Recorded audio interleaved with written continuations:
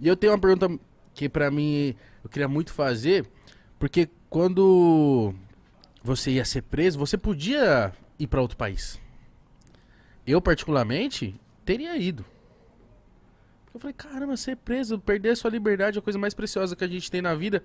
Por que você não escolheu sair pra outro O país? Porque te ofereceram, né? querido Igão, é uma coisa. Eu jamais. Eu vou contar uma pequena história para vocês saberem o que eu estou falando. Minha mãe teve 8 filhos. Ela criou esses filhos sozinha, praticamente. Não foram poucas as vezes em que a gente não tinha o que comer em casa. Eu morava no fundo de um bar. O banheiro que a gente utilizava era o banheiro que os bêbados do bar utilizavam. Nossa senhora. Era lá que tinha que tomar banho minha irmã, minha mãe e nós. Eu tinha uma vontade de chupar chiclete de bola. Naquele tempo chamava de chiclete americano. Vocês não viviam, o pai de vocês ou o avô de vocês, Quer dizer, não? sabe, aquele que fazia bola. Você não imagina a loucura que eu tinha de fazer uma bola.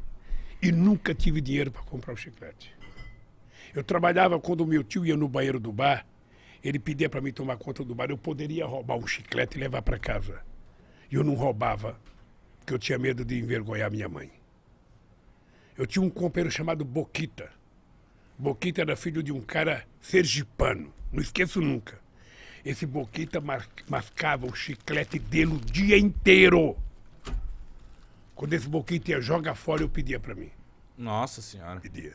Não tenho vergonha de dizer isso, não. Pedia o chiclete borrachudo, sabe? Levava para casa, lavava ele, colocava um pouco de açúcar. Botava no congelador? E chupava um pouco. Tá? Eu tinha vontade de comer uma maçã. Naquele tempo tinha umas maçãs argentinas. Filho, eu tinha vontade de roubar uma maçã. Roubar e sair correndo e comer. Eu não roubava com medo da minha mãe. Sabe? Essa foi a educação que eu recebi da dona Lindu. Aí você não tem noção. Eu jamais imaginei na minha vida que eu ia sofrer o que eu sofri de ataque de corrupção. Com essa gente, com esses bandidos sabendo que eu não tinha feito. Então, eu poderia ter saído do Brasil. Eu poderia ter ido para outro país, eu poderia ter ido para uma embaixada, mas eu tomei a decisão de que eu tinha que ir para Curitiba, eu tinha que ir para a Polícia Federal. Eu precisava provar que o Moro era mentiroso. Eu precisava provar que a Força-Tarefa de Curitiba era uma quadrilha. E se eu fugisse, ia aparecer uma fotografia minha, ou fugitivo. E eu não tenho mais idade para isso, cara. Eu tenho um bisneta, eu tinha que honrar a dona Lindu. Então, graças a Deus, eu provei. Tô até hoje, perguntando para esse Moro, diga, tá, o que eu roubei? A sentença que ele deu para mim, sabe qual foi o crime que eu cometi? Qual? O crime é o fato indeterminado. Eu fui condenado por um fato indeterminado. Que esse sem vergonha não teve coragem de dizer. Ele poderia ter dito. Sabe? Então, é muito duro. É muito duro você estar na sua casa, junto com a sua família, e você vai à televisão ficar 20 minutos falando que você é ladrão. Falando que você roubou. Sem mostrar absolutamente nada. Sabe? Então, isso foi muito duro. Eu jamais imaginei passar isso na vida, jamais. Essa é uma marca profunda que eu vou levar na minha vida, sabe? E eu ainda vou pensar bem, mas em algum momento eu vou processar, porque nem que for um tataraneto meu, quinquaraneto, sextataraneto meu, um dia vai ganhar um processo contra essa sacanagem que fizeram comigo. Você ficou quanto tempo nesse processo? Eu fiquei preso 580 dias.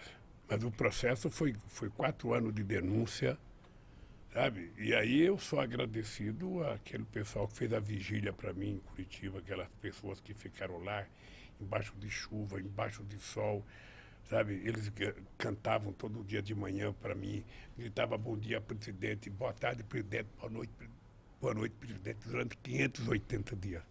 Então é uma coisa que marcou a minha vida. Eu saí da cadeia um outro homem,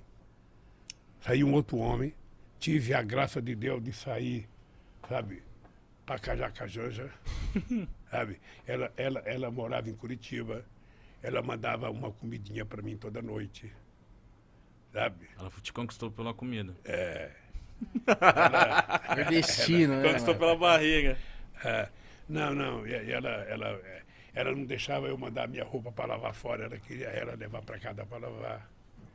Aí quando eu saí, eu falei, não tem outro jeito, eu vou casar com a bichinha. Mas o que passava na sua cabeça lá dentro? O que você aprendeu? O que você falou que você virou outro... Olha... O que passava ali dentro?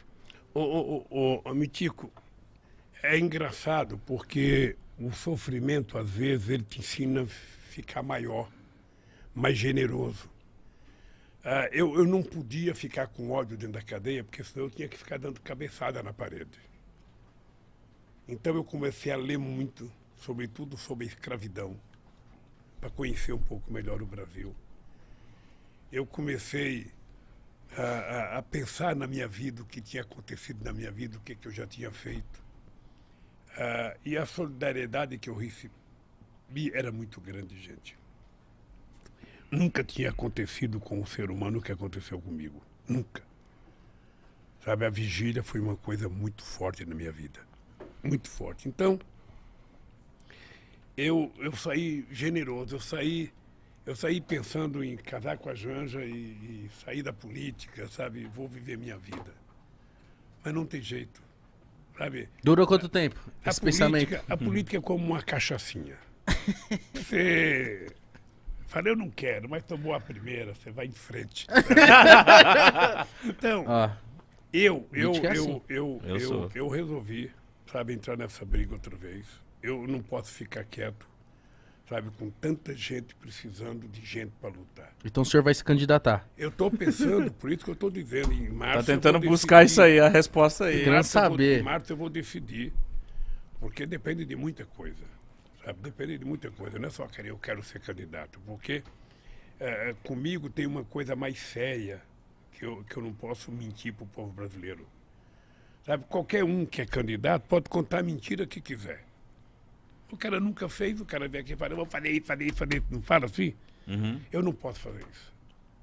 Eu tenho que fazer mais do que eu já fiz, porque eu tenho um legado. Eu tenho um legado, eu tenho um conjunto de obras feitas nesse país. Eu vou te contar um número para você ficar assustado.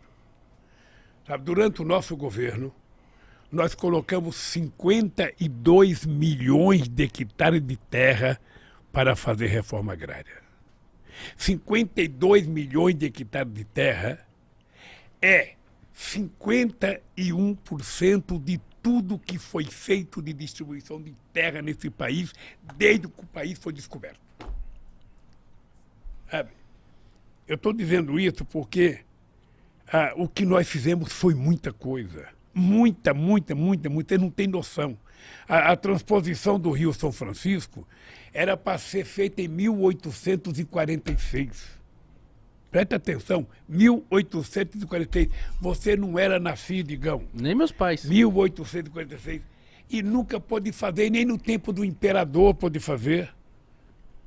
Nós tomamos a decisão de fazer. Por quê? Porque nós vamos levar água para 12 milhões de pessoas que moram na região mais seca do país. Sabe? Quando eu morava em Garanhuns, eu tinha 7 anos de idade. Eu ia buscar pote de água no açude. Você chega no açude para pegar água, tá a vaca fazendo xixi, fazendo cocô, tá a cabrita fazendo, tá o cavalo. E você é obrigado a ficar separando a água com a mão, pegando com a caneca, enchendo o pote. Aí leva para casa aquela água suja, você coloca ela dentro do pote para ela sentar. Aí depois de um tempo a sujeira assenta, você tira com a canequinha outra vez, coloca no outro pote, aí já passa no coador. A gente nem sabia ferver a água, nem sabia, não tinha cultura de ferver a água. Aí você pegava esquistossomose com muita facilidade, porque tinha caramujo na água. Então, quando eu tomei a decisão de fazer a transposição do São Francisco, eu falei, sabe, é o mínimo de respeito que a gente tem que ter pelas pessoas. É o cara ter o direito de tomar um copo d'água decente, limpa. Sabe? Então nós fizemos, e eu dizia, isso aqui não é gasto, isso aqui é investimento. Porque no Brasil é assim, tudo que é por rico é investimento, tudo que é por pobre é gasto. Verdade. Tudo que é por pobre é gasto. Por rico você pode fazer o que você quiser, investimento. Agora, por pobre, sabe, uma injeção que você dá é gasto. Um comprimido que você dá para a mulher é gasto. Então, eu aprendi que se eu voltar, eu vou ter que trabalhar muito mais do que eu já trabalhei, porque tem que fazer muito mais, porque eles estragaram o Brasil. Eles destruíram o Brasil. E eu tenho que voltar com vontade de fazer muito mais. Por isso que eu pretendo fazer as coisas, sabe?